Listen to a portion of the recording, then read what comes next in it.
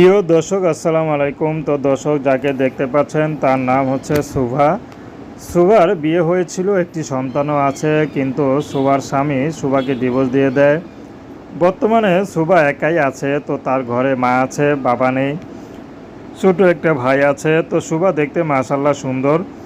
তো শুভাকে অনেকেই বাজে প্রস্তাব দেয়। তো শুভার একটি কথা, 12 জায়গায় না গিয়ে 12 জনের স্পর্শ না এসে যদি একজনের স্পর্শে থাকতে পারি তাহলে তাতেই শান্তি। তো শুভা চাচ্ছে ভালো একটা জীবনসঙ্গী, সে বুড়া হোক, তারপরে যদি শুভাকে বিয়ে করে, সব কিছু মেনে নেয়, তার সন্তানকে মেনে নেয়, শুভা বিয়ে মুহূর্তে বিয়ে করতে রাজি আছে। কারণ শুভা ঘর থেকে বের হতে পারে না। যারাই দেখে, যখন দেখে স্বামী নেই, তখন শুভার সাথে খারাপ কথা বলার চেষ্টা করে, খারাপ আচরণ করার চেষ্টা করে। শুভার খুব খারাপ লাগে। তো শুভা চাচ্ছে একটা ভালো মানুষ, সে বুড়া হোক, এই মুহূর্তে তার কাছে যেতেও রাজি আছে, বিবাহিত হলেও সমস্যা নেই। তো দর্শক, প্রেম ভালোবাসা বিয়ে শাদী করা আপনাদের ব্যক্তিগত ব্যাপার। আসসালামু আলাইকুম।